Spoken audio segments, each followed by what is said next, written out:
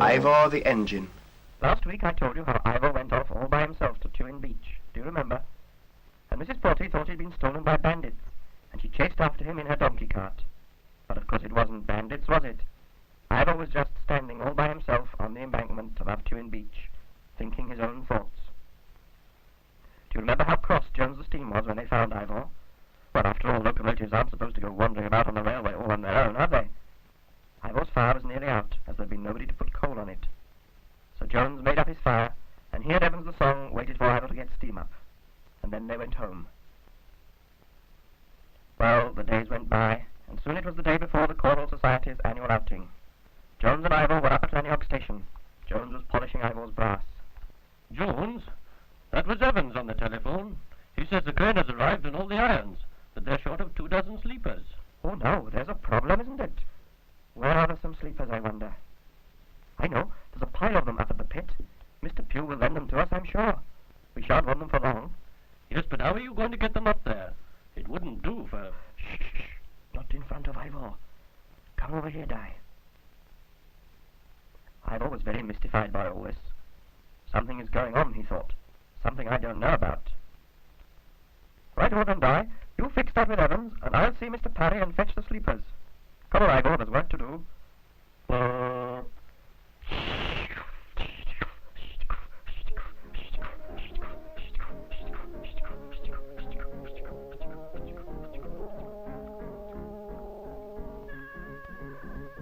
off went Jones and Ivor on their day's work.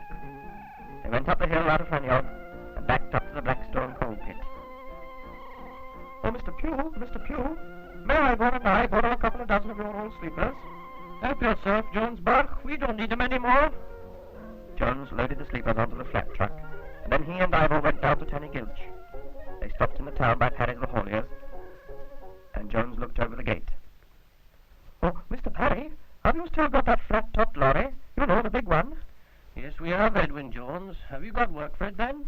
Yes, we got a little job for it. Nothing very big, you know. Where shall I bring it to? Oh, well, could you bring it down to Grumbly Town this afternoon at about 4:30, to the chapel hall by the siding, you know? I'll be there, Mr. Jones.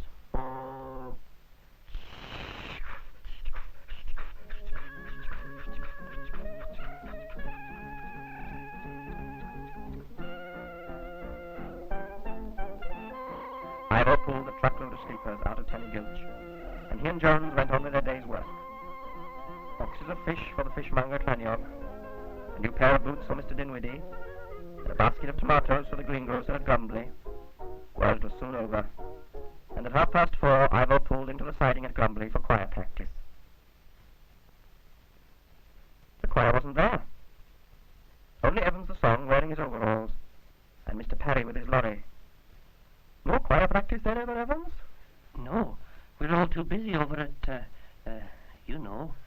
Just came back to help Mr. Parry with the loading.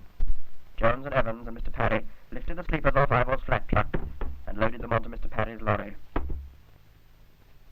Ivor was still very puzzled. He couldn't think what Evans the song could possibly want with 24 railway sleepers. See you tomorrow then, Evans. We'll be off now. It's early to bed for Ivor tonight. He'll have a long day tomorrow.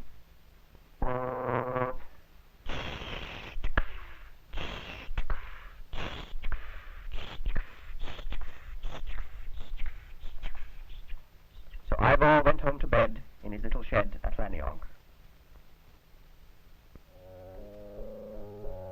Tomorrow came, bright and sunny. Jones opened the door of Ivor's shed. Morning, Ivor. It's a lovely morning for a bathe at Tewin Beach. Wake up now. Ivor woke up. Jones lit his boiler, and soon they were up at Llantisilly station, coupling up the open carriage for the Choral Society's outing. They collected the choir from Grumbly Town.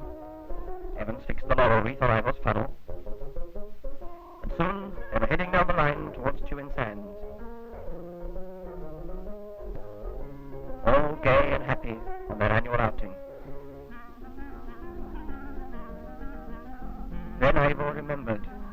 He remembered why he had been sad that day he went away by himself. There he was, taking all these nice people for their outing.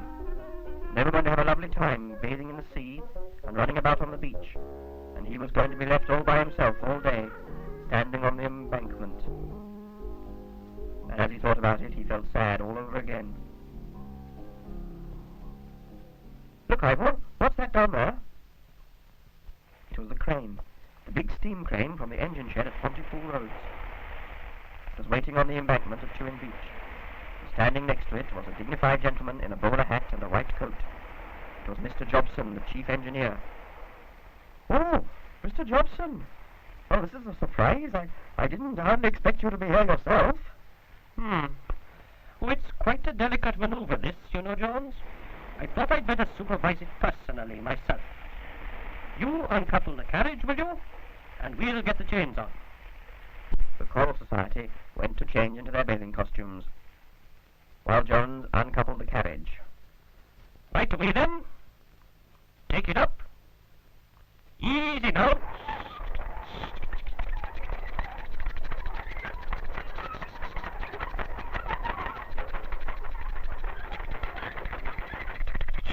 The big steam crane puffed and panted and lifted Ivor clean off the rail until he was hanging in midair. Oh, he did feel funny.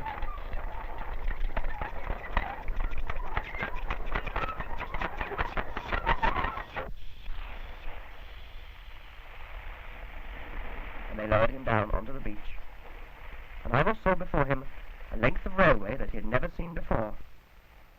It was laid on the old sleepers which they had fetched the day before, and it led down the beach, straight into the sea. There, Ivor. The choir and I laid you a bit of track yesterday. Look.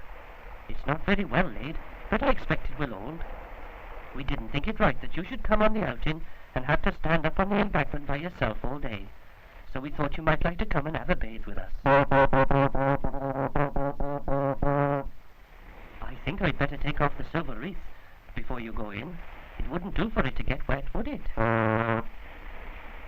Mr. Jobson, would you mind holding our ice death fod award for us? I'd be glad to, Mr. Evans. Come on, Ivor. Race you to the sea. So, the Grumbler District Choral Society, with their first bass, Ivor the Engine, raced down the beach and dived into the sea. What a splash that was when Ivor hit the water. He laughed so much he blew his safety valve. Backwards and forwards he went in the surf. The choir swam round him and laughed and splashed him and laughed. Mr. Jobson and Mr. Jones took off their shoes and socks, and they paddled and laughed and laughed. So did Mrs. Porter, who had come over in her donkey cart, and the ice cream man, and Ivor and the choir splashed and swam and steamed and hooted. You know, Mr. Jobson, it's not often you see a locomotive really enjoying himself. No. Come to that, it's not often you see a locomotive going for a swim. Yes, Edwin Jones, it's a fine sight. But if Ivor doesn't watch out, he'll put his fire out with all that splashing.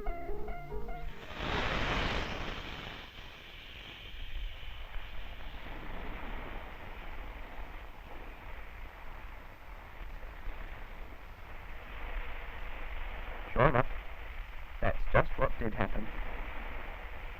And they had to push poor Ivor back up the beach and relight his fire. But everybody had a lovely day, and when it was all over, Evans the song sat up on Ivor's coal.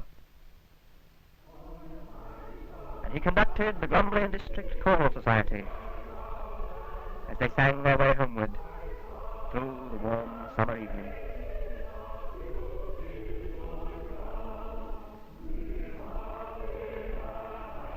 And that's the end of that story.